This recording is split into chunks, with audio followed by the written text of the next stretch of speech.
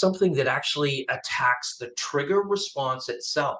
So rather than having that fight or flight trigger, you can actually change and rewire that primal part of your brain to have a different response or a different reaction to a trigger. So instead of having an anxiety response to something happening, you would have that thing would still happen, whatever it is that causes your triggers, whatever it is that causes you to become anxious or scared or fearful or angry or any overwhelmed, any of these things.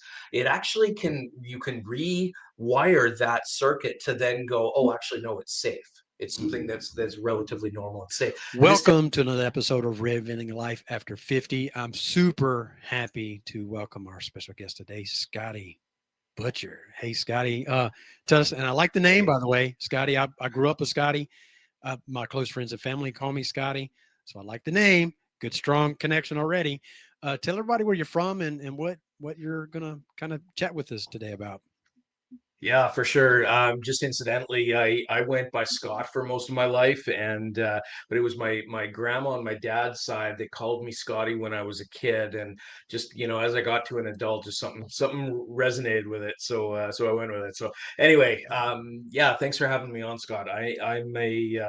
I'm from Saskatoon, Saskatchewan, which is in Canada. For those that have not had any exposure, I was just telling Scott that at the time of recording, we're sort of mid to late November, and we just had a bunch of snow, and we're going to have a bunch more snow. So it's kind of typical for up here. Yeah, I just turned 50 back in March, and it was right around that time, maybe a little bit before that, I decided to leave my job, my full-time 9 to 5 as a university professor. I was a physical therapist for about 25 years, 17 years as an academic, teaching physical therapy at the local university here, and everything flip-flopped and turned around, and now I'm doing something absolutely completely different.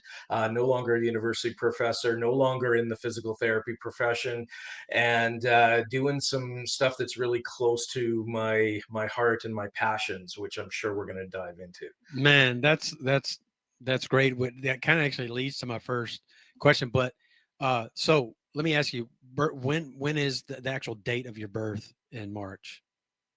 11th. So my daughter's March 10th. So Oh, very cool.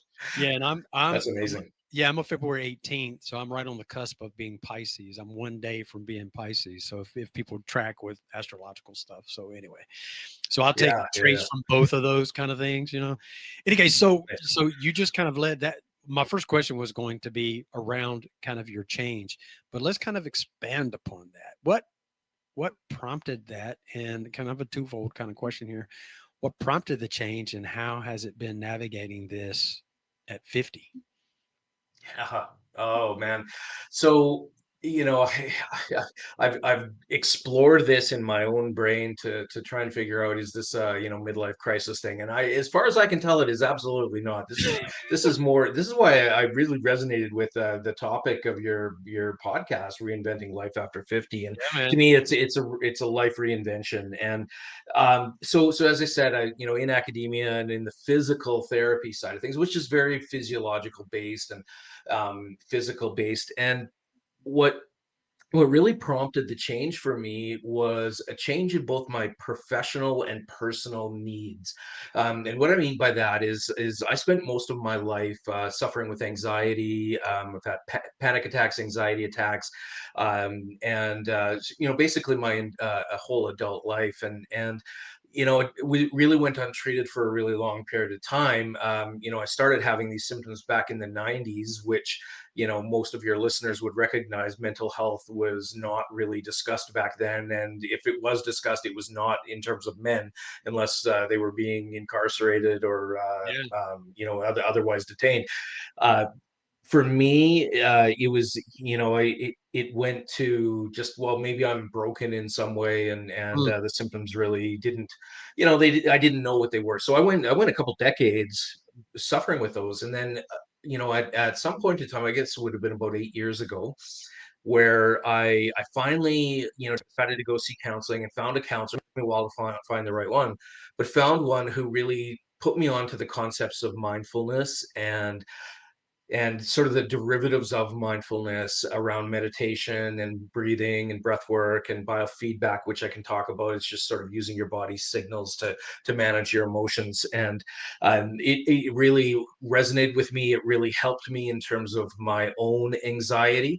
And at right around the same time, not related really in any way, shape, or form, from a professional side of things, I started recognizing that the the physical side of physical therapy, like it's right in the name, physical, really doesn't encompass the holistic needs of the individuals that we were seeing, and that I was, the students that I was working with, where we really need to capture the psychological and emotional stress responses, and mental health responses that are either associated or can contribute to problems associated with these physical injuries and problems that we were having. And so I started listening to people's stories a lot more around that time, and getting the sort of subjective changes that happen with a lot of the work that I do. And I did a lot of work in strength training, which I know you're in the personal training Yeah. world, and sort of my research was in strength training in rehab settings. And so listening to my participants tell me stories of resilience that didn't relate a lot to the physical abilities. There was some relationship, Mhm. but they related a lot to the idea that their beliefs and their goals and the way that they approach life with a growth mindset, all of these things were way more important to their recovery than the physical side of things. And so it was a really neat convergence of my personal and my professional life at that time, where the resilience speak really led me into looking at mindfulness professionally. And so as soon as that happened, everything opened up for me, both personally and professionally. And I went on a very deep dive into discovering why mindfulness was so effective. And it came, with me being trained in the physical side of things to start with, and in physiology, that I really wanted to understand what happened, why my body was feeling better, why my anxiety wasn't as strong, and in many cases was gone. And so it led me down the path of looking at things like biofeedback and breathing and management through anxiety practices to figure out how and why this is all happening. And so what I did is, once I sort of discovered all of the nuts and bolts of it, I started looking into, well, this is something that I want to do. This is something that not only has it helped me personally by doing a lot of these practices, I want to be able to do them for others as well. And Mhm. so I started getting, I got trained in anxiety coaching. I got trained in biofeedback. I got trained in mindfulness, and in breathing behavior analysis and facilitation. And all of these things, which basically said, I can't really use this in my current job, Right. so I wanted to see clients, and so I wanted to help people get through the same sort of challenges that I was able to get through. And so I reinvented my career, and basically over the last year, have been doing coaching, and it's been mental health and emotional wellness and resilience coaching. It has been going really well. I love the work, but it's like anything; it's a challenge always to get to get people to know who you are and what you Yeah. do and why you do it, and to buy into it. So still in the process of building, my business. It's relatively new, but really, really, it's a fantastic piece of work for what I want to get out of it, and I know my clients are enjoying what I'm doing too. Man, I love that. And so many things that leads to so many thoughts and questions in my mind here, that what you just kind of shared with me. Um, but that's the beautiful thing about this, the podcast and the platform is, and I think I may have mentioned this to you in the discovery call, but if not, this is for the audience sake. Your story will resonate with at least one person. It's going to resonate with more, but there's going to be at least one person that's going to impact, and it's going to completely change the trajectory of their life in a positive way. So this will help expand those kind of things. Maybe it's some online coaching and things like that where it will happen. So that's a beautiful thing. But here you said something on the top side whenever I asked you, about what prompted the change. And you said you've been kind of going through trying to answer that, right? I don't know. And I'm curious here too. I don't know if we always have to have an answer to when stuff like that happens, right? Sometimes we just do and it happens. I mean, I think when we set our intentions, I don't believe in any kind of chance thing. It's just what we do with it when it pops in front of us. And I Mhm. think you actually listened to the, intuitional kind of thing that's built in you, being in touch with that kind of thing and understanding breath work and all that. I think it opens up your frequency a bit more to accept and understand those things. You're just like, man, and then your pain body told you, said, I'm not doing what I'm supposed to be doing here. And so that made me think about like your panic attacks and stuff. Were you already a physical therapist and in psychotherapy prior to your panic attacks, or did your panic attacks lead you to pursue that career? So yeah, the physical therapy. I was a actually I was a student when it all started. In the middle of my second year of physical therapy school, I had a traumatic brain injury. Now, whether I was anxious as a kid before then, there's some indication maybe, but this brain injury from a pretty severe concussion led from the best that I can understand at this point in time led to some of the changes that have happened. And so the panic attacks didn't happen until I was a physical therapist. Mm, But I think it went back to my initial training when I had that brain injury. But I'll tell you, the stuff down the path that I'm doing now, obviously this is all new. So the yep. psychotherapy and the biofeedback and the coaching pieces, this is all well after having the panic attacks and being able to be successfully managing them. So it was the panic attacks that led me down this new The path. psychotherapy, right? You did say that. Yeah, I meant to just say physical therapy, but I yeah. clumped it all together. So I'm curious. There's kind of two things that made me think about again your first kind of statement there. I'll state this first is like, you know, because you saw the benefits from the meditation and all this biohacking and things that you've done, that stress will settle in parts of the body and then show up as we think it's something else. And if you go traditional medical route, which obviously there's a place for that, right? They only know how to diagnose something that can either require surgery or medication. They don't understand that a lot of it, there's a mind kind of connection to this. Stress will find a place to sit. So it kind of makes me think of another thing is, and I want your opinion and like hear me out. This is not a controversial take. I'm just curious. So Simone Biles, she um, came out right talking about her mental illness and mental health. Amazing thing that she did. To admit that, it'd be so easy for someone like her. She could completely hide it because of the height of stardom she is. She's a multi-time medalist, and she's America's sweetheart, all that kind of stuff. And I would submit that she's kind of a world sweetheart. Everybody loves her, and it was an amazing, and it was very courageous. I just wonder, and then I think you saw a wave of other individuals based on her response saying, "Oh, I have that too." Now, I do understand. I know mental illness is a thing, and I do believe that there's a chunk of those, a percentage, whatever that is. I don't know if we can quantify it, of those that probably did too. They're like, "Oh, I didn't know that's what it was." But I also think that there probably was a big group of those that took that on as a badge to wear, like, "Oh, look at me, I'm special, I have this thing too." So I'm curious in your thought, because you work in this space now, and then obviously too with physical therapy. I mean, in that kind of role, you're really close with patients. You're doing manipulations and things with the body, and they share things with you. You're a counselor many times. I wonder what your thoughts are on when you have somebody that's very high status like that, um, the impact positively and negatively when they bring that to the forefront. Not negative in a bad way, but you know what I'm trying to say Mhm. there.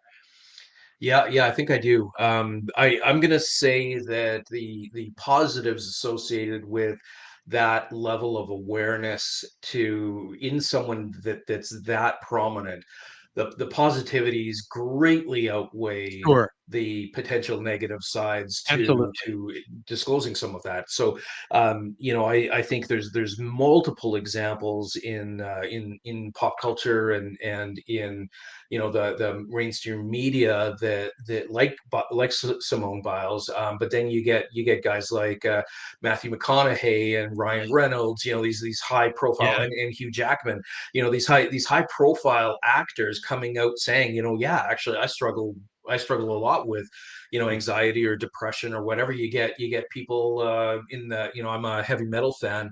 You get guys like David Draymond of Yeah. Disturbed Yeah. basically taking this on as a challenge to invite the world to understand that this is a real thing. When you Yeah. get, he talks a lot about some of the celebrities we've lost, like Chester Bennington, and I was about to mention him. Yeah. you know, Kurt Cobain. Like, yeah, yep. Yep. yeah, yeah. That have taken their lives because of mental illness, and a lot of that, suicide prevention is really, really big in the work that I do, Yeah. and sort of close to my heart. I've had three quasi suicide attempts, two that were a bit more serious myself, and was able to get through them. That was part of the Mhm. journey that I went through. But part of me thinks that had a lot of this happened at the Mhm. time when I really needed it, I might have been more open to Yeah. talking about it, and it might have resulted in a, maybe not the attempt. I mean, I was lucky. I wasn't successful. The one time you want to fail at something, right? I Right. was lucky that I wasn't successful in taking my life, but um, those times I didn't talk to anybody because I Yeah. didn't know that I had to, that's part of the healing process, and B, that really there was anybody that wanted to know, Mhm. and wasn't going to shove it under the carpet or label me as a Exactly. broken person that just needs to be over medicated, or shoved Didn't in an work. Yeah. institution, or any of these things, Mhm. right? So I think the positivity that comes from something like that, I don't even want to talk about the negative side, I'll be honest with you, Scott, just Yeah. because I think there's far little bit of that, than far little less of that than there is positivity. Do I wear my mental health as a badge? I probably do to some degree, because I think speaking about it is really important. So I don't know, I don't know if that's negative or not, but it's part of my journey, and No, it's no, it's and something that so I think is great for others too. I mentioned it to set it up. I mean, I was doing this for a reason. Mhm. Almost always intentional with my questioning, and by no means was it to discount those again, right? Yeah. The problem is those what I'm saying, the negative side of it is it takes away from the truth of what needs to be addressed, and that bothers me, right? You always have these Mhm. people that will do that. So for me, again, it definitely far outweighs it, and I also think it allows people to, it becomes a normal where it can become a normal conversation, and it's okay to talk about it, because many times, particularly men hide these kind of things and don't deal with it. It's kind of, and it goes from something as simple as they just don't go to the doctor.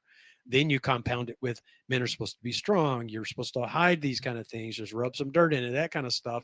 And that's nonsense, because the greatest strength is to show that you have some vulnerability, particularly being a man. Great. So Yep. that's why I said that, so I could set up that statement. You see, Awesome. I was, Totally. yeah. So, and then I think about, again, this is kind of referring back to and I'm glad you're still here, brother, because you and I wouldn't be having this conversation. You wouldn't be on this path to make an impact in people's lives. You're supposed to be here to be able to tell your story, not to me particularly, but to the world. You're supposed to be here. You're a beautiful human and soul, and I can feel that already. I could tell it in our discovery call. So you need to know that. I Um, appreciate that. yeah, man. And so then again, I go back to the stress and those kind of things setting the body as disease. And what is disease? Is dis-ease, right? So we got to work those kind of things out. You mentioned a minute ago about various techniques, and that you kind of wanted to maybe talk about those. Share kind of the journey and the influences, the decision to kind of obviously jump into that, but in particular those techniques that you're talking about that's helped you, that maybe you can also share with the listeners. Love to. Thanks for the question. So let me sort of set the stage in terms Yeah, of an overview of, I'm ready. of Let me how get I my popcorn approach. ready. Let me get my Yeah, popcorn. that's right. Popcorn and your notepad. Yeah.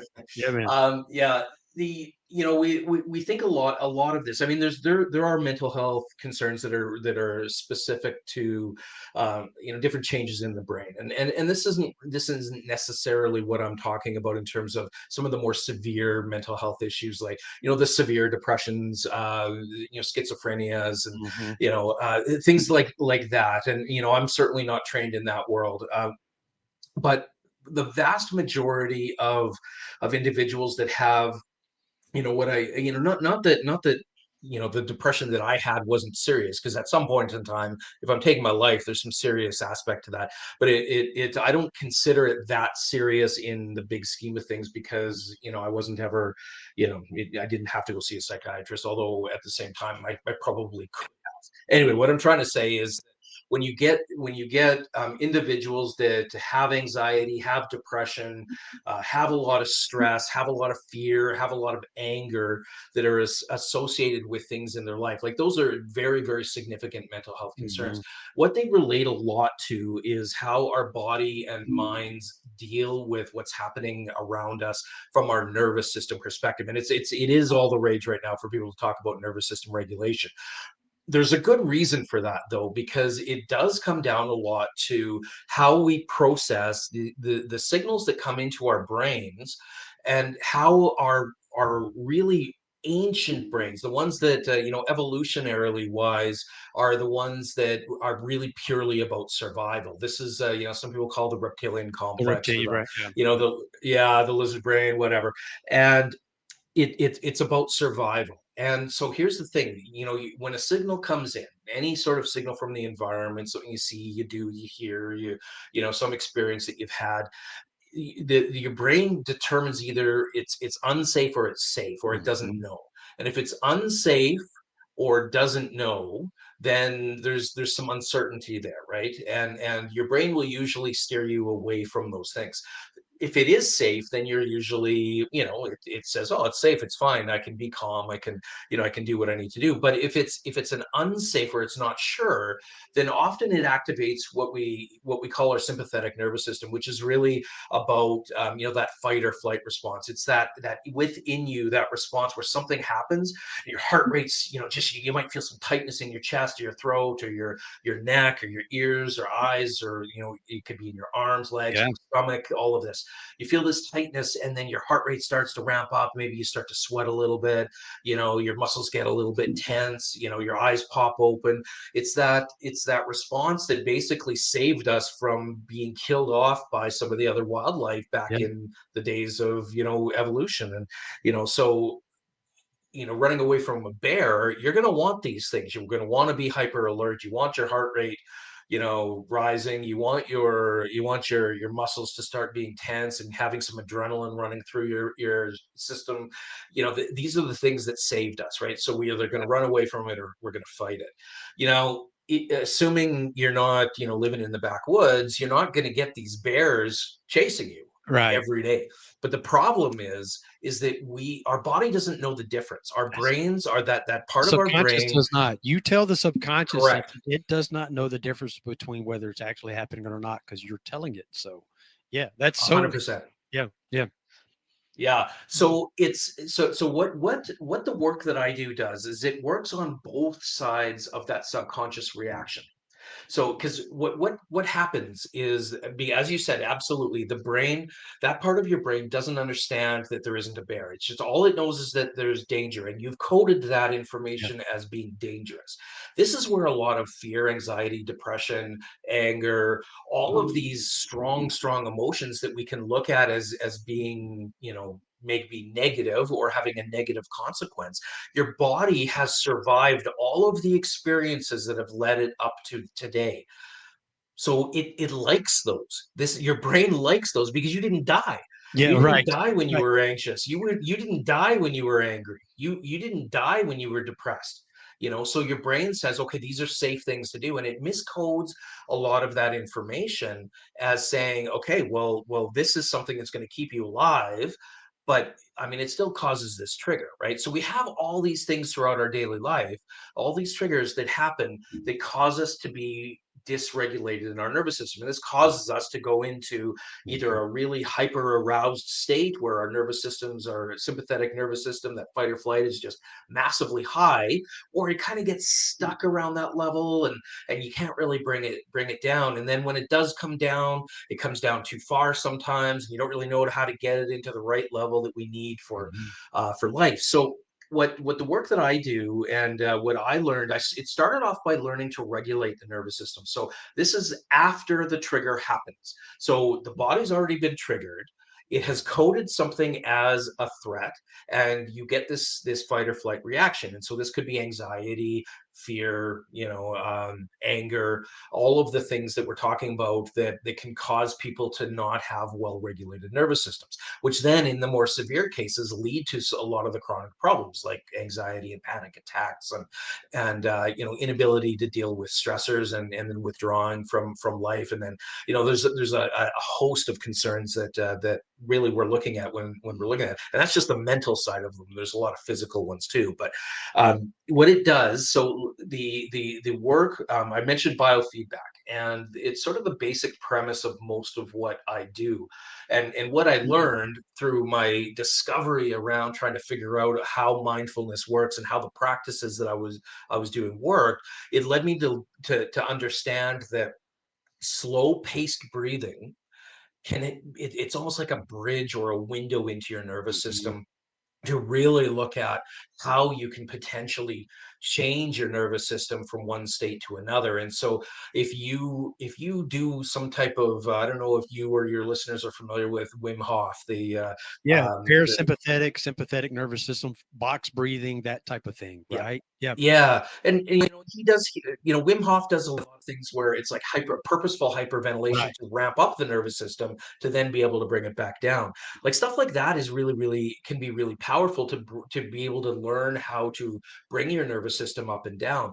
Where a lot of the initial stuff where you're sort of breathing at about 6 breaths a minute, and trying to relax your breathing and make sure that you're not doing any over breathing. That's some of the initial work that really a lot of people need, Mhm. because it is when you kind of calm your breathing down, almost like you're taking yourself from exercise to rest. I know you'll understand this. When you exercise, you breathe heavier, right? Yeah, You get on a treadmill, or you run up a flight of stairs or across the road, you're going to be breathing heavy. That's an exercise or a fight or flight response. right. We want to do the opposite, to calm your nervous system down, to have it get to a place where it can rest and relax. And by doing that, what we do is we really slow the breath down and really purposefully relax, purposefully focus on relaxation type activities. Meditation can be one of them, but it's not the only one. And what you're doing is you're bringing yourself into this parasympathetic state, or this state where Cool. it's really rest and digest, and it's safety. It's around Mhm. nervous system safety. And so what that does is that can bring you from that high fight or flight down into a more rest and relax and digest, and in this really safe state. And so what it does is when you have these reactions, it helps train the parts of your brain that are responsible for this parasympathetic or rest and digest response. It trains them to get stronger. The connectivity in the brain gets stronger. Faster neurons, more neurons firing in that direction, allows you to bring your nervous system down. So it's a very, very powerful tool to bring you down once you've had one of those triggers. So taking you into a state that's more relaxed. Now that's how it started for me, was learning that. But what I discovered is there's actually a different technique that came later in my discovery that I've now been trained in as well. And this technique is called BrainWorking Recursive Therapy, BWRT. And so it's my main practice that I do right now is in BWRT. And it's a scientific neuroscience based technique that's actually really new, which is why probably most of your listeners will not have heard of it in the world of psychotherapy, when they've probably heard cognitive behavioral therapy Right. and EMDR, eye movement desensitization, that sort of thing. This is relatively new, but it's arguably more powerful and more permanent, and can happen with less sessions. And so it's one that I've had several of my. This is what really. So the initial work around breathing helped me reduce the response and the intensity of my panic attacks, my anger, my anxiety attacks, and all of the things that happened around that. But it wasn't until I was exposed to this BWRT that I was actually able to remove a lot of the anxiety triggers that I had. So some of the things where I would feel, completely like I did not belong in this situation or in this world. There were several triggers for me that caused that response for me. BWRT completely removed them. I no longer have those responses. The same things happen, Mhm. but I look at it in a much more positive light, in a more relaxed, calm, the way that I want to look at it. And that's really the most powerful aspect of what I'm doing these days is this BWRT work. So I definitely want to, because that was one of my questions. I wanted to talk about the BWRT in my research, but things you said, you see me looking. My listeners know I'm taking notes because I've started. My brain is like goes on overdrive. But you're talking about the central nervous system, and I go back to again training. That's my simple thing. My uneducated self. That's my personal training stuff. And so a lot of times when I introduce new movements to people, because I do a lot of my training is mobility, calisthenics, functional type training, not touching weights, but resistance bands, body weight, and all that. We do things like imbalance type things on Bosu balls and all this kind of stuff. And at first, that people are like, "Oh my God, I can't do this." It's like, look, part of this is a muscle and ligament strengthening thing too, but you have that. What we're doing is we're shocking the central nervous system so that it then can be aware that it sees it this next time, it knows how to respond. So that's a very simple way of saying, because I don't want to discount the depth of what you're doing and the importance of what you're doing, but that's a very simple way to code it and label it to how the body responds to that. Okay. And I think made me think about something else. This may be out of order, but these are notes that I took when you were talking. Uh, we hypnotize ourselves, right? To think like by that coding that we do. You call it coding. And I love that terminology and the phrasing that you use there because it is you're imprinting and coding something in the cellular level is what you're doing. You're training the cells Mhm. on the cellular level how to respond. And I think what you're saying, again, to simplify it, is we've got to learn how to prime it differently. So we go from being a co pilot to an active participant in what's going on. And then that led me to think about, because people that know me, that follow me, I used to be in law enforcement. I was a crime scene technician, drug task force agent, and whatnot. And you could take two people, witness the same horrific event, and they'll respond completely differently. And it's not because the event's any less for the person that doesn't respond as much. It's how they have programmed themselves to respond to it. So that's another thing that made me think about it too. So Let me wait. Can I just? I want to comment on yes, that. That's amazing. I love that.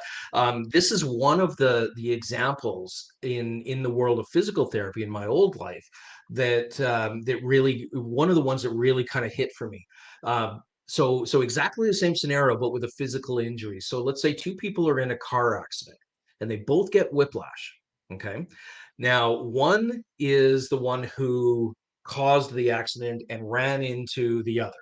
Now, the extent of their physical injuries are incredibly identical. Like, let's say the same amount of tissue. I mean, if you could quantify this, right? right, The same amount of tissue damage, the same things happen, right? And so they have the same whiplash. Obviously, they're two different people, but same whiplash.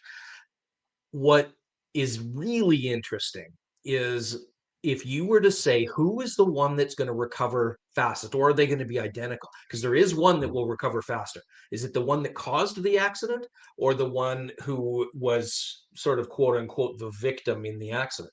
It's the one who was the victim mm, that is going to recover the slowest. yeah, yeah, The one right, who is, yeah, I said it the other way around. The one who caused the accident is going to recover fastest yeah, because there's a sense of responsibility there. It's the yeah, mindset yeah, around, am I going to take responsibility for my own healing? my mindset around my healing and my recovery?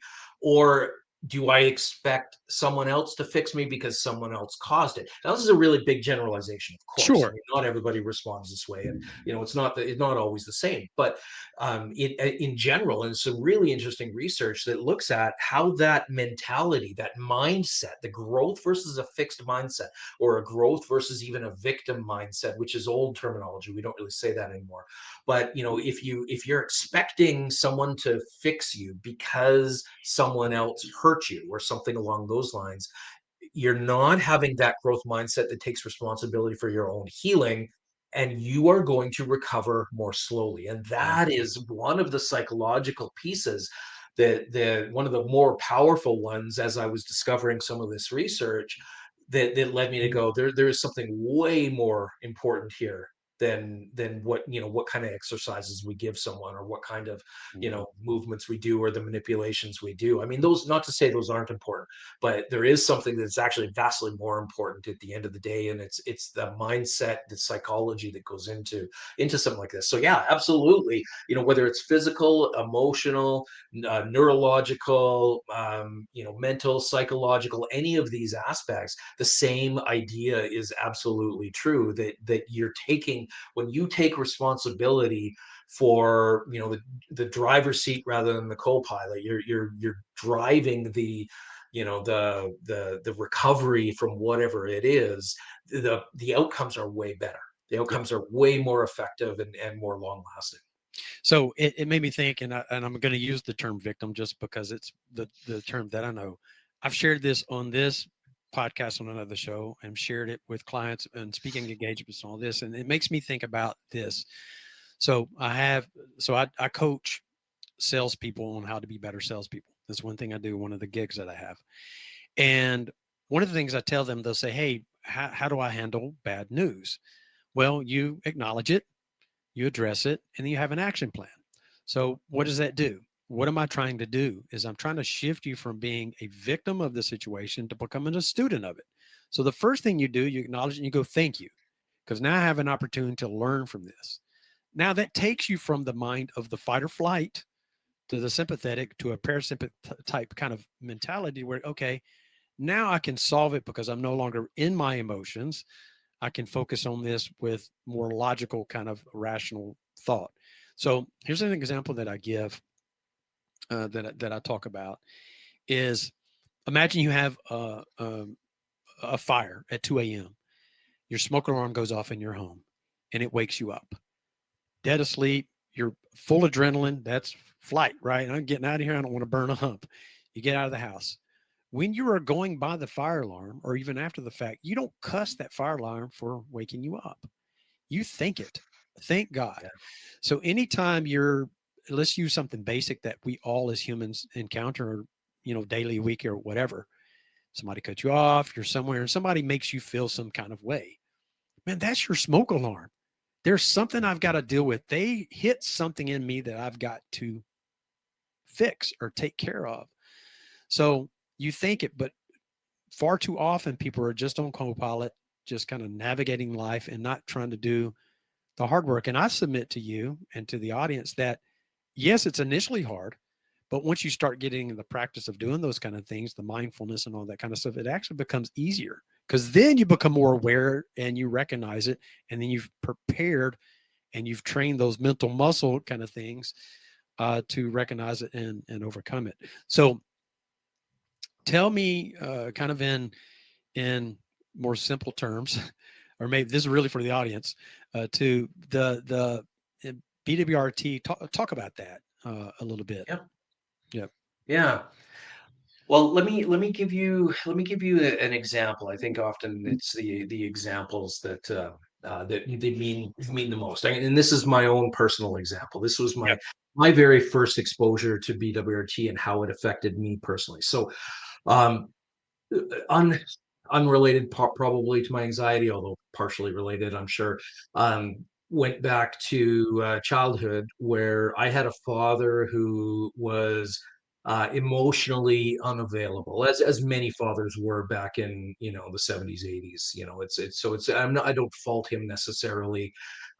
He's a product of his environment as well, but it was emotionally neglectful, and to the point where he was so challenged with the things that he had in his life that he didn't know how to deal with any of the things in me as a kid, as an example. So he would ignore me a lot, so I would be talking, and he wouldn't respond. He'd be, watching his hockey game. He'd be, doing his thing, and just, almost like I wasn't there. And so, like, I'm sure a lot of people have had similar experiences to that, but for whatever reason, it coded something in me, in my response, that,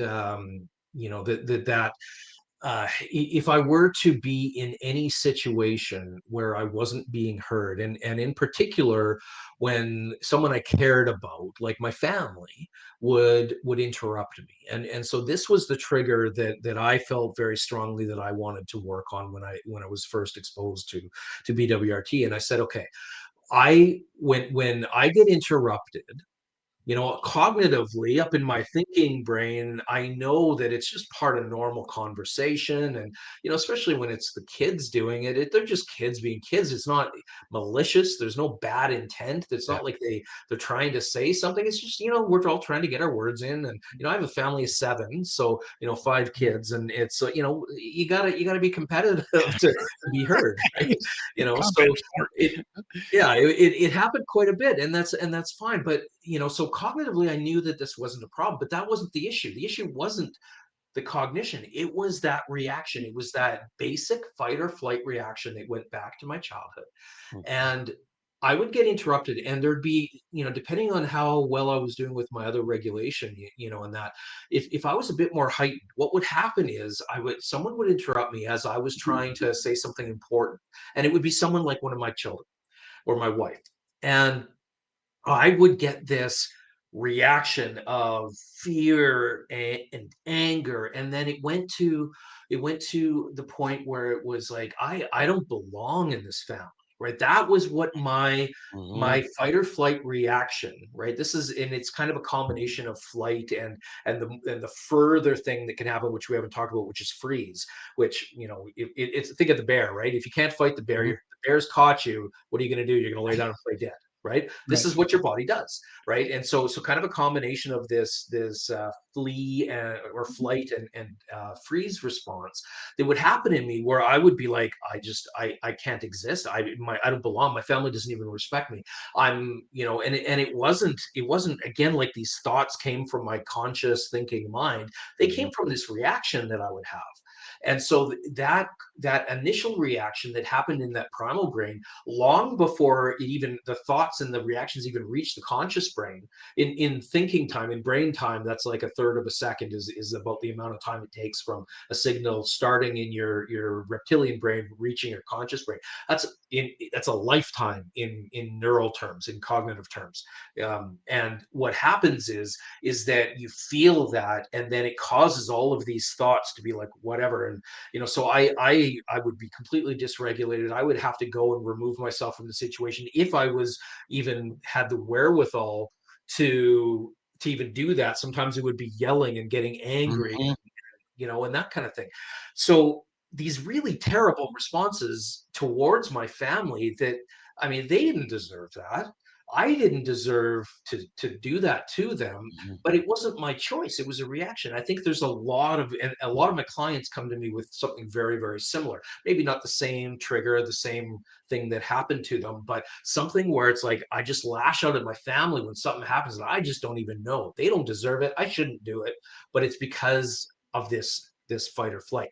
So anyway, this was what the situation was. And like I said, I was to the point where I would remove myself from the situation, and I wanted to check out. It was, suicidal thoughts started coming up. I would be in my own room. I'd say, look, I need a half an hour, which ended ended up being 2 hours of doom scrolling on my phone, in the guise of regulating. I'm like, I have to remove myself to try and regulate, which I wasn't, because I was so dysregulated that, I'm just doom scrolling, which is not the way to relax and calm your mind, by the It's way. not at all. Um, no, not even a little bit.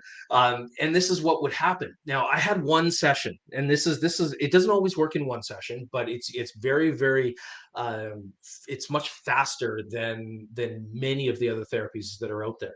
For me, this was one session on this trigger. I had one session where what you do with it is you bring up your worst memory of whatever it is that's coming on, and you really get that strong in your mind. And that happens over a very short period of time, 3 or 4 seconds.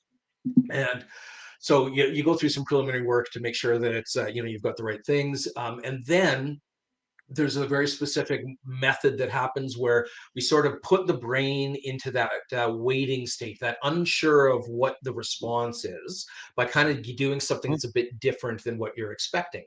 And what you do then is you just literally take sort of a movie or a picture in your head that you've been able to create, and layer it on top of that old response.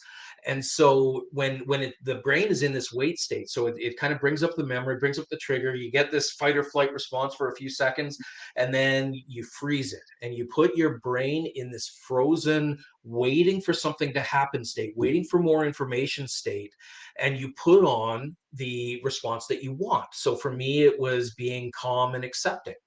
And so I sort of pictured myself being calm and accepting in that worst situation. But because we've tapped into the nervous system, it's not a cognitive thing. It's not like I'm thinking this. It's Right. not like in the moment I have to think that way. What it does with BWRT is it actually literally makes that change to your recodes that primal part of your brain. Now, when it was done, I was like, okay, that's it. And there's a few more things that the Sure. therapist was saying, and all of that kind of thing. Like, so there's a bit of a process that goes into a single session, but I was like, oh, okay, well, I don't know if that really changed anything. But of course, I wasn't in that scenario. So Right. that afternoon, the very afternoon that this happened, my wife and I were having a conversation, and it was something that was important to me that we were talking about, and something that had some value. And of course, my wife really, someone I really value her opinion, and want her to hear me, and she interrupted me. Now, what would normally have happened is everything that I just talked about. It would be that I was, I'd be like mad, I'd be angry. With her, I'd get angry. With my kids, I tended to withdraw.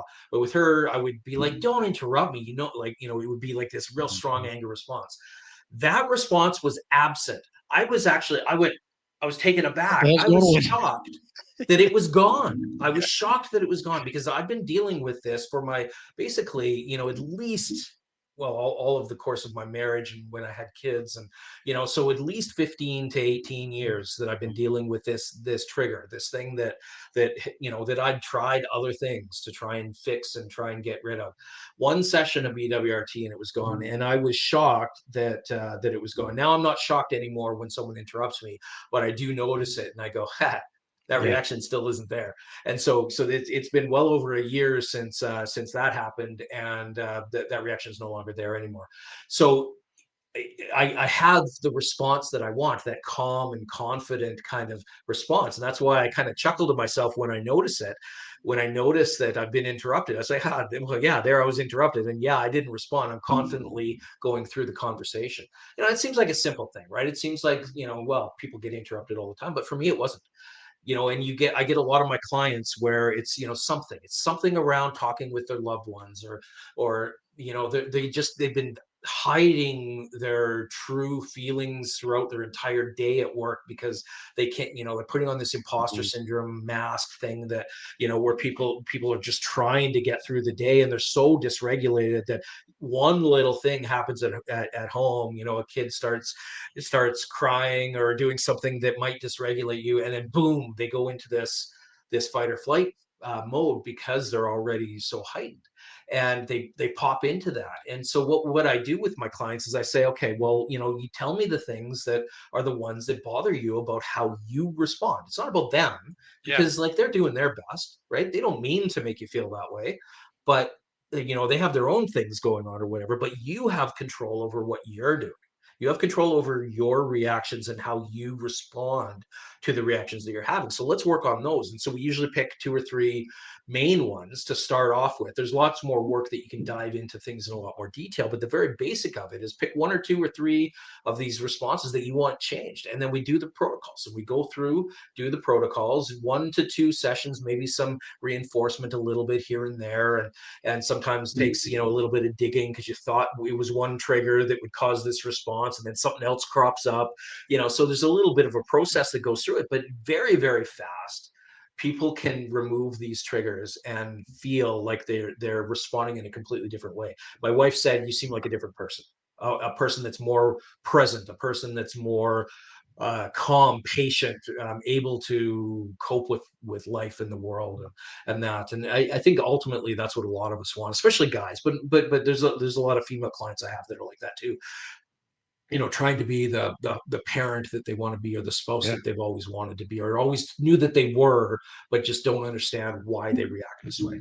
Yeah. So I want to come back to this because I want to ask you to take us through, and I know it's tough because it's not a real kind of thing, but just take us through kind of a base example how you would take somebody through that process. See, I say process, you say process. Yeah, yeah, yeah. Different parts of the world, slightly different accent. Yeah. Right. But I think that many times because, being again a personal trainer, nutritionist, and mindset coach on a different side of things, there are some similarities here, some congruency. I find that a lot of times people find comfort in the trigger because it's what they've known. They've just worn it for so long, it's comfortable for them. And that's part of the fear of it too that makes them angry, the trigger, but then they also don't want to let it go because they're scared of the unknown if they do let it go. Yep. Right. So I think Yep. that's one piece of it potentially. And you can tell me because you're trained in that. That's just my Mhm. reptilian brain kind of Mhm. coming to the surface there. And then I 100%. think, and then I think too, like you mentioned about loved one coming home and it's that one thing. It's not even the thing, it's other things. And I think many Mhm. times when you've been together with somebody for so long, you forget to just even ask them, "Hey, what's going on?" And then to remove yourself from the emotional piece of it, it's like, "Well, I know that wasn't me," and give it some time and space. Say, "Hey, earlier." And don't even mention, "Oh, that hurt me," none of that stuff, because you want to help them. You want to like for them to be seen. Because you think about it at the end of the day, most everybody wants the same things. We want to feel secured, respected, and cared for. And one of the best ways to do that is for people to be heard, like truly be heard. So maybe you go to your spouse and say, "Hey, I know you came in earlier and had that, and I'm completely fine with that. I'm giving grace here. It is okay to feel that way. What's going on? Let's talk about it." So then you can kind of Mhm. get to the root of the thing, so to speak. So I'm curious. Walk us through kind of a generic. I know it's terrible because it puts you in a weird spot and it's not going to be realistic. But I'm curious of the process of taking somebody through that BWRT process. I want to hear that. Yeah, yeah. So, I mean, the first step is to really is to listen. I mean, and I'm happy you brought that up. I mean, the I love I've done some life coaching training as well, and as part of that, they really emphasize the empathy piece. And so, I always come back to, because you can see behind me if you're watching this on video. If you're not, I've got Star Wars I figures, see and that. I yeah, see so I've little got. baby Yoda back there. Yeah, there is. Yeah. But there's also some Marvel and Disney and that kind of thing. So we're a Disney family. And there's one of my favorite movies in from the Disney perspective. Well, Star Wars is Disney now, so it's Star Right. Wars, but Yeah. is Inside Out. And Yeah. and actually we've seen the second one, and I thought it was amazing, even better than the first. But it's my Agreed. wife's favorite movies, Inside Out. But there's one scene in that movie that really emphasizes the importance of empathy and really listening. There's an elephant. His name's Bing Bong, and the in the brain of Riley, who is the sort of the human character. There's all these emotions that are trying to help her navigate the world, and one of these characters, his name is Bing Bong, and he's someone Yeah. who had silly interactions, right? And so he would play rocket. It was his job in Riley's brain when she was playing rocket ships or whatever. And there's this particular rocket that was getting swept away as she was getting getting older and thrown into the garbage pile. And he was very sad about this. And there's the two main characters in the first movie are joy, which is the joy emotion or the happiness emotion, and then sadness, who's Mhm. obviously the sadness emotion. And joy, what they're trying to do, they're on a quest, right? When they've got Bing Bong with them and they're trying to do this thing and, trying to find this place. And joy's like, okay, well, it's okay. It's, things have been worse. And, couldn't you find another one? And don't you have good memories of, Riley in other ways? And tried to fix it, right? Tried to really change the way that he was thinking about it, and it wasn't working. He was like, no, and he was just getting sad, and he was down, and he was depressed, and she was just trying to do all the things that we do as humans when we see someone who's sad or down, like try and reframe it in a Mhm. way that it's like, oh, well, you don't have to be so sad. Look at all these other wonderful things you have, right? But it's not about that for the person that's in that state, That's right? right. So sadness, the character sadness, comes and sits down beside Bing Bong and says, you're really sad about this. This really is affecting you. I can see how hard this is for you. And just listen to him as he told her how he was feeling, right? That Yeah. empathy piece, right? And, all these things that Joy was try and get him to be activated, move, and think about things differently weren't effective. He sat with sadness for a few minutes, talked through it, and he said, okay, I'm feeling better now. Let's go. Yeah. Right. And to me, that's so important, because what sadness did, if we bring this back to what we do as humans in the coaching realm or in the therapy realm, is we sit with people to make them feel safe. And that safety is a nervous system regulation piece. It's one way that we cause nervous system regulation, where we can take someone into a safe position. If you want to get very technical, the very technical is taking them into the ventral vagus nerve complex, and that It's a causes big safety. word. That's something that I I won't get don't into. know if That's I don't just know if my software will actually just take that out, understand what you just said there, but can you Yeah, that's okay. No one on the needs to. It's transcript? fine. That's just the technical term, but it's Yeah. it's related to the safety that Yeah. that person would be feeling. And so the first process is to make them feel safe and get them to talk as much as they want or as little as they want about what's going on.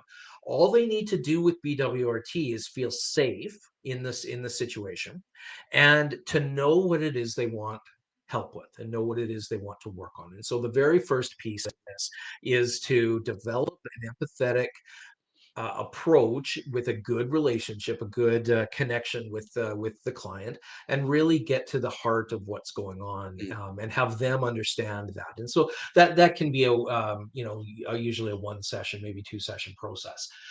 From there, once we've identified some of the concerns, whatever it happens to be, some are easier, right? Like some people come to me and say, I am scared. I don't know if I can swear on this podcast. You can. Crapless, I'll say. Yeah. Okay, scared shitless of spiders, right? I had a client with arachnophobia, and just like couldn't even think about spiders, couldn't say the word spiders, and because it was just one of these things. And this actually is going to relate to the first thing that you talked about, is that they didn't want to get rid of their fear of spiders. Mm. They owned it as a badge, partially because it's like they hated them so much. Yeah. They didn't want to remove the fear of the spider because they didn't want to like spiders, Right. right? But that's okay, because this process isn't going to make you like something you don't like, Yeah. right? All it's going to do is remove the fear response. And so this particular person, you sit down, you talk with them, and you discover what they want, and you explain the process of how this works in the brain, which there's a specific way that we talk about that. And they identify that, okay, well, I'm so scared of spiders that I can't even go into my basement. So is going into your basement something that you actually want to do? Well, yes. so Mhm. so let's not embrace the spiders and start having them crawl over you. We're not going to do that. Of course, I didn't say that, because that would make them jump right off their Right. seats. But that's in my mind. But it's we're not going to make you like spiders. Okay, but what I'm going to do is I'm going to make it so that if you see a spider, you don't have to run away. Mhm. You might not pick it up. You might not do anything. You're going to turn. You're going to be okay. Everything's fine. You're going to go on with what you're trying to do, and then just ignore it, or something along those lines. And they were like, well, what if it gets in my, whatever? Okay, well then, is there another way that you want to deal with it? And so what we do is we create what we call a preferred response, that is something that is important to them. So how Mhm. do they really want to be and feel and react in that case? And so once you come up with that, and we do that as part of the preliminary process, once you come up with that, then you know what we can do. We have that initial memory that I talked about when we were talking about the process of it. You have that initial memory, or the initial worst scenario that you were exposed to. It for this person, it was when a spider fell on their shoulder, when they were sitting somewhere or whatever, and that caused so many things that was their worst memory. So we create sort of a memory there that they're going to bring up for maybe 3 or 4 seconds. We ask them to create that. Then we create a preferred response. The preferred response for them is not disgust, but just like aversion, but calmness is what they wanted. So they wanted to be able to flick the spider off and not give it another thought, is what they wanted. Flick the spider off the shoulder. So literally, that's what happens. We get them to bring up, very, very quickly. You ask them to delve into the really worst part of that memory for 3 or 4 seconds. It's very, very quick. There's some language that is part of the process that I can't say over a podcast, really, Sure. that it causes them to just quickly go into that fight or flight, and then we freeze that situation, and then I ask them to layer on that preferred response. And so they put on Mhm. that feeling of aversion but calmness. And then once that's put on, then there's a bunch of language after the fact that sort of Mhm. reinforces the change that's been made. But literally, it's that short period of time, that 10-second period, where they bring that up.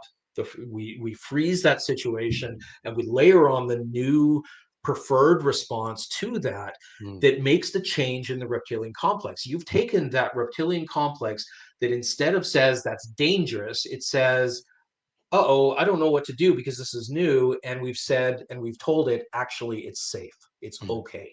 You don't want to like them, so you're flicking it away. You're not going to let it live there. But it's safe. It's okay. You're not going to give it another thought. And so, and of course, we're talking about spiders that are not like Australian death spiders. Like we're talking about these little tiny, Right. because in that case, you're probably going to want a different response. You're going to Right. want, Yeah. there is some actual danger there. But anyway, it's that process, and then we kind of talk about it, and see how bad the memory is. And often what we'll do is we'll get people to, if it was a 10 out of 10 in terms of how bad it felt at the beginning, we can get people down often below a 4. Mhm. If we're ever above a 4, there's a little bit more work that we do to reinforce things. And we can often get people down to 1s and 2s and sometimes 0s for how they feel, how when they think about that's, in her case, that spider landing on the shoulder. And she was down at a 1. She's like, oh, well, actually, I don't feel that bad about this. I feel like I could literally just push the spider off and it'd be okay. And again, another success story where, she's been around spiders and she just ignores them. She's just like, oh, okay, I'm not going to go near you because I don't like you, but I'm not going to worry and freak out and that. So that's really the process. That happens in one session. Then if they come back and they say, well, I've got a little bit of a reaction to this or that, or, I'm still getting some anxiety responses, or I still have this trigger, this thing that happens. And then we go through the process again to try and figure out exactly what it is and how it goes into plays into the whole Mhm. scenario. And so that's another moment of empathetic listening, and coming up with what they want to have happen. And then we go through the process again with this new thing that we figured out for that, and that'll continue until they're feeling a lot better, or until they're happy with what they're doing. In some cases, when it involves, so that's sort of what we call level 1 work. Level 2 work works on core identity. So things that, Mm. where, like, I identify myself Yeah. as a gambler, or I'm addicted, Right. or as someone who's unsuccessful, as someone who can't have success in some way, something along those lines. Then there's a bit more of a complicated situation, but it still relies on some of those initial level 1 type activities. So it's still the same process. We're still working with that part of your brain that has that very quick reaction, but it gets a bit more complicated. So I mean, it can be anything as as simple as those things that I've talked about my trigger or the, the spider, or it could be something like every time I, think of trying to be successful, I steer myself away from that. Like this we Mhm. call success inhibition, or sometimes fear of failure or fear of success are sort of related in there. Mhm. But I've had a few clients where, myself included, actually, where that's been an issue, and we've worked on that with great success as well. Takes about four or five sessions for that level, So but what I like about what you're saying, massively successful. yeah, what I think about, again, I'll have to dumb it down, is you're creating a companion memory that is brighter than the dark memory. You're bringing it to light Love so it. that you have something you've attached to it that says, "Hey, it's okay." It's almost like you've hacked that part and brought, a positive, or a different, because I know from my research and reading and things over the years for, things like this, is a lot of times we remember things incorrectly, and we remember it much worse than it actually happened. So I think that's also part of it too. So that exercise you're doing, I think that's also bringing it to like, well, it's actually not as bad as I had it. Now let's bring this thing in that's even greater and better. Man, it really has diminished that. That's really cool. I like that. And kind of going back to the beginning of this, part of this section of the conversation, when you were talking about just listen to people. And I think a lot of times the failure in communication happens with, I mean, you think about it, the biggest issues in just about anything that's going on, regardless, is failure in communication, improper communication. I mean, problems with countries fighting for years, all this kind of stuff happens, right? It's failure in like understanding another person, having empathy, and miscommunication.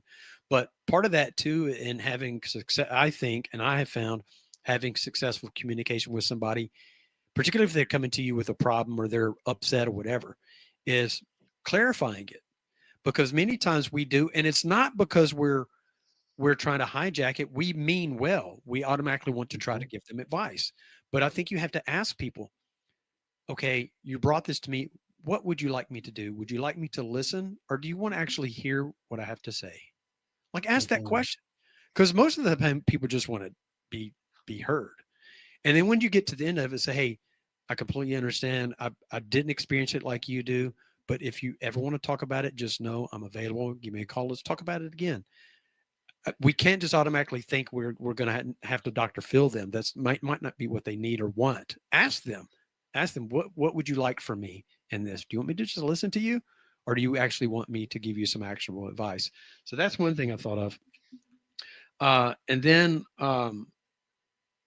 I thought of being, like you said, just an active listener, as well as a note that I made, is just actively listening to what they're saying and not just being glazed over, so that they feel heard in that And in that I think part. a lot of people as well, when they're listening, half of the challenge, I think, is when you're having a conversation, we often focus on our own situation, right? Right. So, you and I are having a conversation, and if I'm really actively empathetically listening, I have zero agenda.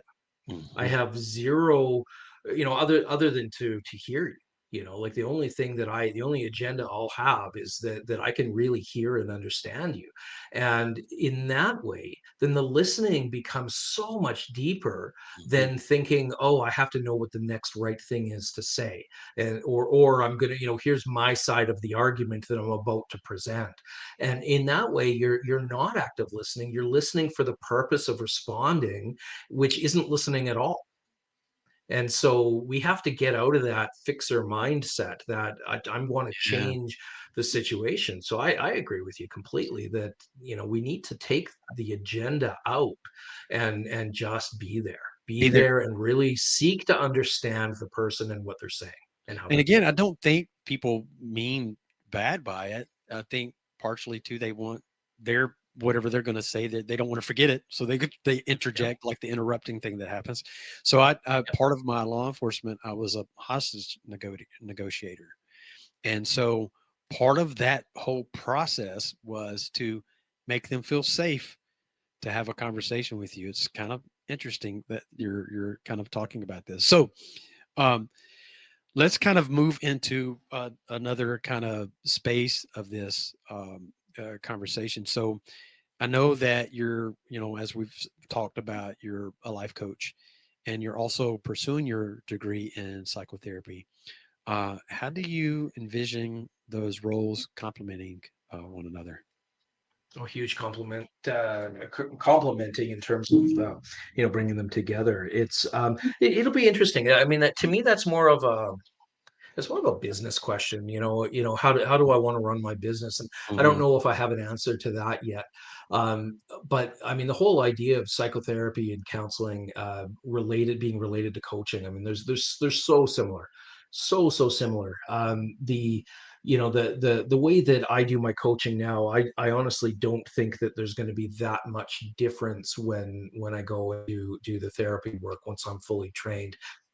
In that, it's seek to understand and then Hmm. offer viewpoints that might be different than what they come with. And a lot of my clients know that I do BWRT and that I do this nervous system regulation work with biofeedback, and so they come to me for that, and so they ask for that. If they don't, if they're, we go through the process, and I ask them, well, what would it be like if we were to try and change this? What would it look like? Was this something you even want to try and do? And so it's still that, sort of empathetic listening, and asking some good, powerful questions, which is really part of the coaching process.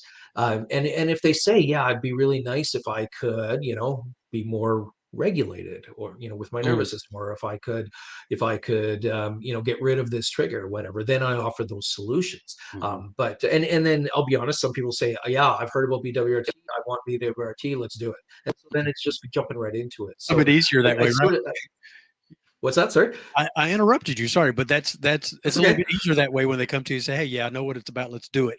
Yeah, So yeah, it is. Yeah, for sure. But I enjoy the process of really listening to someone, and really getting down to the heart of what they're really feeling and what they're wanting, and what kind of change they're looking for. And in some cases, some people come to me and say, I've heard of BWRT, and we sort of talk through the process, and it ends up being that 5 or 6 sessions later, we're still talking about having them really look at themselves. And it's not that I'm refusing to do BWRT, it's just the conversation really never went there. It went elsewhere, and they're saying, hey, you know what, I'm actually feeling a lot better because I was the character Sadness and they were Bing Bong, and I just sat and listened and asked them good questions, and empathized with them, and that was all they really needed. So I think that would be the way that I'm going to approach things that's in the the thing, future. It's the though, way I do things now. that you actively listened and you let the situation tell you. It's the evidence. Again, going back to crime scene, the crime scene is a crime scene. It's going to tell me what I need to see. So the people come to you and they share this stuff. Okay, there's the evidence. There's the evidence. Here's what I need to collect and give them.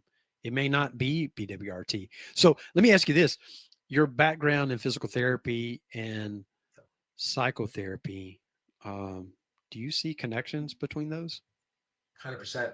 Now, for me personally, I have actively chosen to give up my license in physical therapy, and Mhm. so I am no longer doing that. Now, having said that, there's a breadth of experience in a career that I've learned a lot. I also, beyond my training in physical therapy, I also am an exercise physiologist. I have my PhD was in exercise physiology, and funny enough, breathing physiology. Yeah. And so I can prescribe exercise, or give exercise programs as part of the training that I've done, not just as a physical therapist. So I'm not doing that anymore. I'm not doing the physical therapy piece, but I do work with people on exercise, in not as necessarily as in depth as you do as a personal trainer, where you're right in the thick of it with them. But I do help them with understanding a bit about some of the way they train in that.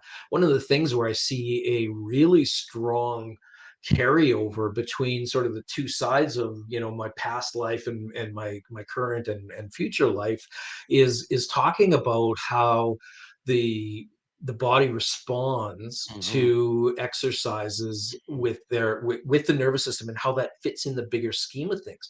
Because let's face it, exercise is a fight or flight type It response. It's is. a designed type of response that we want to have. So, people that say that, oh, we never want to be in fight or flight, that's completely false. There's a reason we're there, right? Yeah. It's to protect us, it's to help us. But in the case of exercise, it's actually to put a positive stressor on us so Hmm. that we can then build from that. Our body literally builds when you do exercise and challenge it. It responds by building up those systems and building up those parts of the body that you're working on.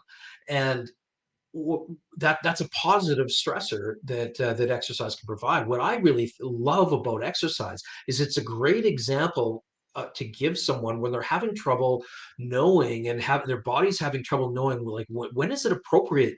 So I've learned to calm my nervous system down by doing some regulation stuff, but when is it appropriate to start activating it, and how does I train my body to really activate when I need it, to sprint across the street if I needed to avoid getting hit by a vehicle or whatever. Like, those are the times you really want it. And so I love the idea of, not only because exercise is near and dear to my background, but it's also something that's one of the most powerful things that we can do for our overall health and well-being is by staying active Hmm. and exercising.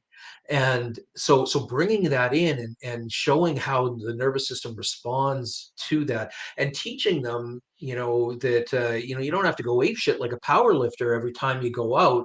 And power lifters do it terribly, by the way. A lot of the ones that I've Yeah. worked with and been 100%. around, where they get like ramped right up and then they never come down. Yeah. Right. Yeah. That, Yeah. powerlifting, if you know powerlifting, it's a single repetition of the heaviest weight you could possibly lift Hmm. in three different movements. And that you have to get really revved up. You have to get Hmm. your sympathetic, your fight or flight to the highest level. But then afterwards, you have to be able to come back down, Yeah. right? Because your body's not designed to stay up there. Your body's Nope. not designed to stay at that really high activated state. So teaching them how to come back down, how to re-regulate, how to bring that parasympathetic nervous system, that rest and digest state through breath work and mindset and that type of work, bring that back down again, and then wrap themselves up for the next time they go and Mhm. do the next lift or the next set or whatever it is. So that model, I love the model in teaching people how the nervous system is actually supposed to respond, Mhm. because that is what it's supposed to do. It's up when you need it, down when you don't. And exercise is such a beautiful way to show the nervous system how to do that when you have people approach it with the right way. Go hard when you need to go hard, come down when you need to come down in the rest periods or between sessions or whatever. And so I think, that's just one example, but I think there's one that really fits really well with your example of hostage negotiation. When you were talking about, the just being in that state where, you're also looking for safety and things like that, and it's around pain. Mhm. And so pain because of a physical injury, they say, based on the research that's out there, that physical pain and emotional pain light up the same areas in the brain. They're Yes, so related that you can't separate them, but we try it's to. true. So I think that's another area where, someone who goes to see a physical therapist, they work on the physical side of things, but there's always going to be at least a little bit, some part of it that's going to be emotionally driven, Yes. and might be very small and might not be really of any consequence, or it might be significant. And so that overlap, I think, is also a potential overlap that I may get 100%. into. We'll see once I'm done my counseling psychotherapy program, if that's where I go with things. It's hard to No, say right now. 100%. I think about I tore my hamstring, a grade 1 tear, several months back. I rehabbed myself. So I prescribed what I give my own clients and it was my own fault. I do a ton of mobility training. I rarely injure myself because of the training that I do, but it was my fault. I knew when I did, I was like, yep, you didn't do X. But Yeah. when I think about that, when I take myself back to that, uh, I have this tightness in my chest thinking about it. So there's a definite connection to Yeah. that. And kind of that the answer that you gave me toward the back side of that when I said, do you see a connection between physical therapy is what I was really hoping you would open up about the nervous system and how that does connect to that. Um, and and I think you said something, and I'm going to expand upon it, talking about stress. You highlighted it, but I want people to know how important what you said is, in a different way. Not all stress is negative. Not all Mhm. stress is negative. So, uh, Yeah. at all. So, so let's kind of shift gears here a little bit and think about looking back, right? Looking back to um, your younger self, Mhm. what you've gone through, where you are right now. What advice would you give your younger self? Mm. Uh, well, if I'm gonna be 100% honest, I don't like thinking about regrets.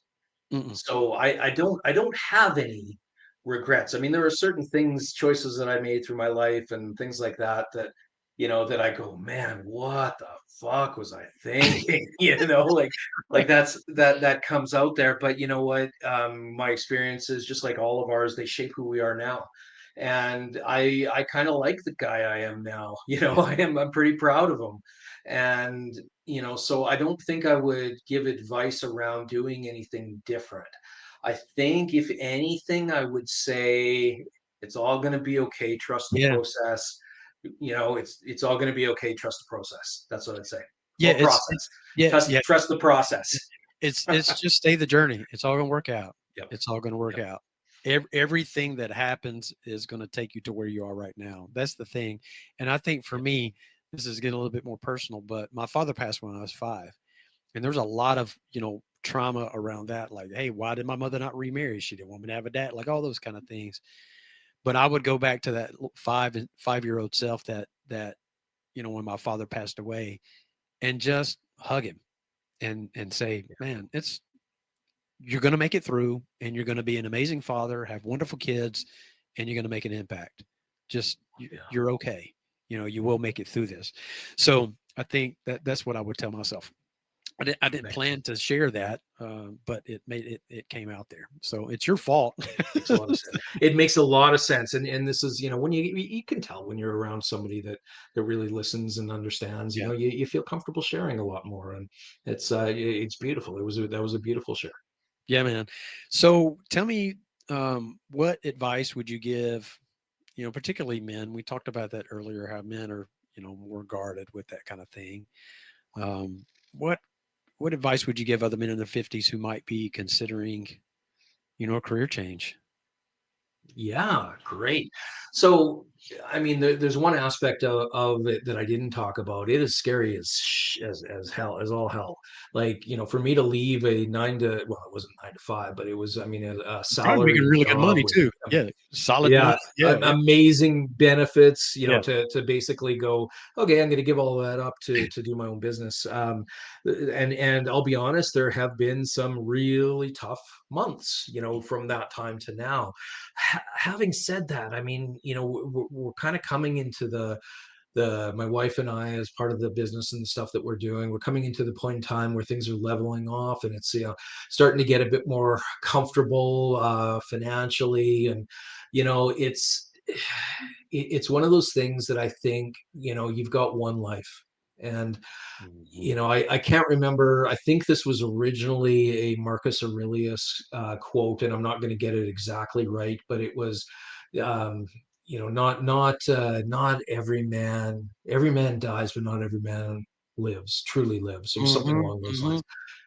Yeah, that was either I either first heard that in the Gladiator movie, or maybe that was a Batman quote, one or the other. But anyway, I think it was Marcus Aurelius, and I love Marcus Aurelius. Actually, his meditations book is amazing, Yep. and the philosophy of Stoicism that's come from. Anyway, that's an aside. But I think you have one life that you've got to live, and don't make stupid decisions. But at the same time, every decision could be looked at as a stupid decision depending on Yeah, your man. perspective. So I guess embrace the idea that change is okay, change is possible. Sometimes it's needed, sometimes it's wanted.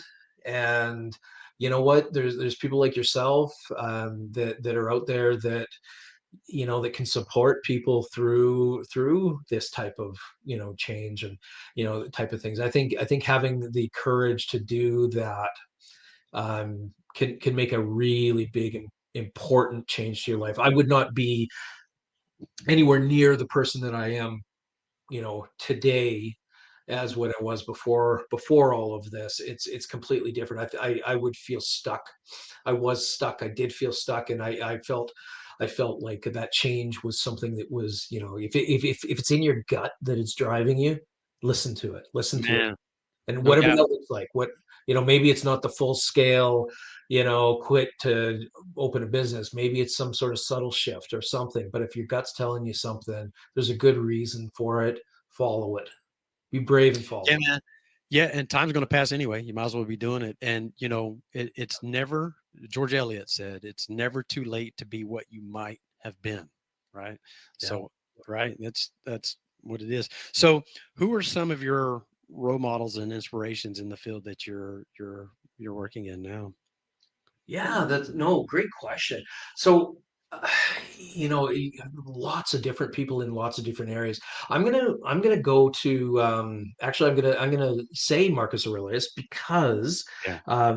because the concept of Stoicism, and which was very, very, very much popularized. It wasn't him that originated that concept, of course, but it was sort of his era that really popularized, within the Roman Empire, at least, the idea of, just letting things happen the way they happen, and being Well, accepting of them, and really leaning into your challenges. And another one of his is that, what lies in the path, what is the impediment to the path, is the path. It's like, lean into your challenges, because that's the way you need to go.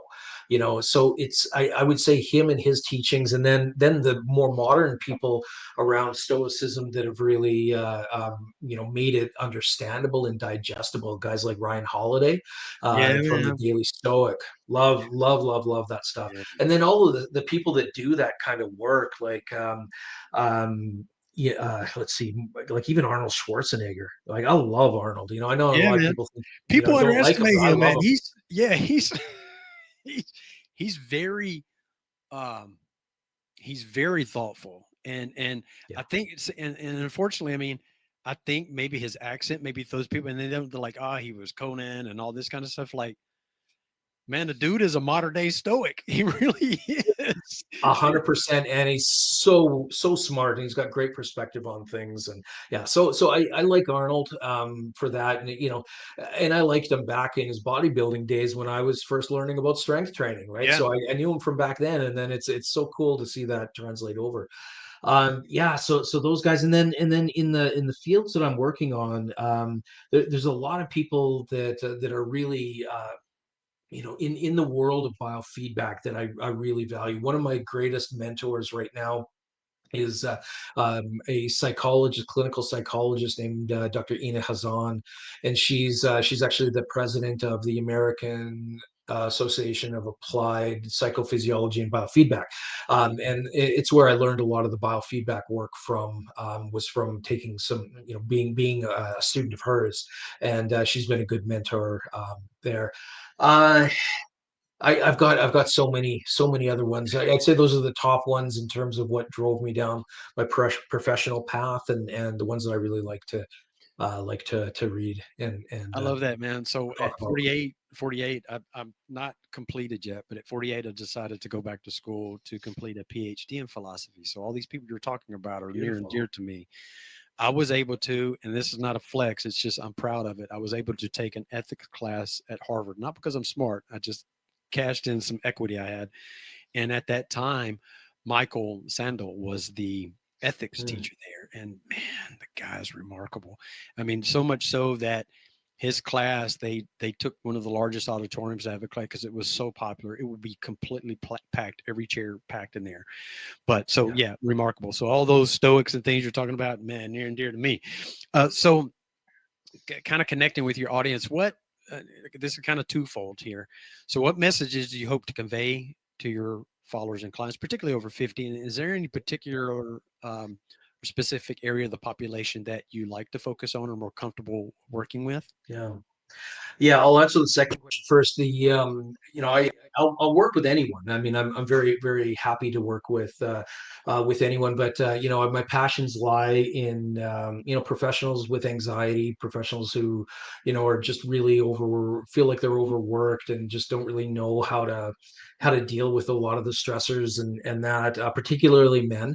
I really enjoy working with women. That's Mhm. I have no issues with that, but I have a place in my heart for guys that were basically me, who went through life not knowing that they could talk or that would even be beneficial or even where to start, or maybe they don't want to talk. They're like, I don't like talking about my feelings, but something's wrong, and I don't know what that is, and I need some help trying to figure that out. Like I really enjoy working with guys, and guys that are around my age, 50 plus. We know, and as we talked about earlier, that they grew up in an age where you do not talk about your feelings. If you're a guy, Mhm. you stuff them down, you suck it up, you dry up, you man up, any of the Cliches, sayings things. out there, Yeah. right? Yeah, and it's difficult. It's so tough to change that. But what I will say, and this is my bit of advice, is you can teach an old dog new tricks. Yeah, you can. Um, the concept of neuroplasticity, which basically means that your brain will change based on the stimulus that it's presented with. Just like your muscles, if you want big muscles, you go to the gym. If you want to train your body, your mind to react in a different way, you do the same thing. You Mhm. train the mind gym. I have a membership program that I call a mind gym, and that's what we're doing is we're training our minds to strengthen our abilities to change the way that we do things. And there's always time for that. It's Mhm. never too late to do that. No, not at all. And I think to kind of your point, I find, I mean, I coach all walks. I mean, I tend to attract people that are 50 and older, 40 and older, and things like that, just because they can tell I'm older or whatever. But I have found, at least for me, maybe it's just because I'm not that bright. I don't know, but I found it's easier to help people that are like me, meaning and that's had a similar background or path, that either have been me, that or I have been, or me right now, just because it's easier to talk about that. Like I tend to, coincidentally, I tend to navigate because had so much female influence in my life. I'm actually more comfortable talking with women than I am men. I'm not intimidated by men by any stretch, right? It's not that. It's just that's what I've grown up. That's all I heard is those kind of conversations. So, um, so I think my point in saying that is it doesn't mean they have to look like you. It's just got to be somebody that's had a similar path as you, right? I feel more comfortable helping. So here's the rapid fire section. You ready? You buckled in, my friend? You ready for You these? warned me about this, but I have no idea what it's going to be. So yeah, let's do it. We'll start off gentle. Okay. We'll start off real gentle. Okay. So first thing that comes to your mind, that is the only rule to this, right? Only rule is the first thing that comes to your mind. What's your favorite way to unwind after a long day? Relax. Relax. Books or movies? Oh, movies. Yeah. Early bird or night owl? Early bird. What's your go-to comfort food? Chicken fingers. If you could master any skill or superpower instantly, what would it be? To fly. To fly. That's mine too. One word to describe aging. Beautiful. Mm. What's a place you still want to visit? Uh, well, I've overthought this one. I've already visited it, but I came to Ireland. I've already been there twice now, but I want to go back. Go back to Ireland. Um, you talked about this a little bit a minute ago, but right now, who inspires you the most? My mother. Mm. Mountains or ocean? Mountains. What's your favorite thing about being in your 50s? Boys. Mm. What's the best advice you've ever received? Be yourself. Mm. Define success in one sentence.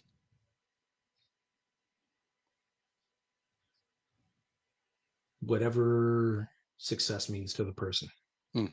It's their own journey, right? I love that. That's good. Cool, man. You made it through. You made it through Hey, good. That wasn't as hard as I thought it was going to be. That was good. unscathed, unscathed. So let people know kind of, and I'll link this in the show notes. How can people find you, connect with you, books, any of that kind of stuff you're working on? Tell the Yep. people how they can connect with you. Oh, lots of stuff I'm working on. There's a book that I haven't talked about with really anybody, but I won't bring it up yet because it's not at the level where we could look for it.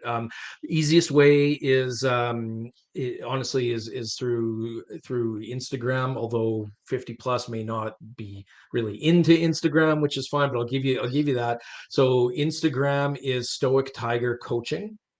And I also have a BWRT one, which is bwrtcanada.ca. Those are the two Instagrams. I am on Facebook, Scotty Butcher, and you can find me or add me there. If you want to go, hey, this isn't old school because I'm not going to give you my phone number, but a Hey, little bit older school than that. Stace. My email address, Scotty at mindbodystrength.ca, and shoot me an email. Mention that you heard me on the wonderful soon to be Dr. Mosley's podcast, and you wanted to ask some information and or chat about anything or hear more about whatever. Yeah, feel free to contact me in any way. Man, that's beautiful. So this is a part where I always give the guest the last word of the show, and it could be anything that you want to share. Yeah, own yourself, own who you are, own the the change that you want to make, own your reactions, your responses, and take responsibility for them, and own your life. It can be beautiful. If it's not all, it already is beautiful, but if you can't see it, own it and really look for the beauty in it, because if you look for it, I guarantee you it's there. Mm. It's beautiful, man. Well, thank you guys for joining another episode of Reinventing Life After 50. And until next time, this is To Your Health. Bye.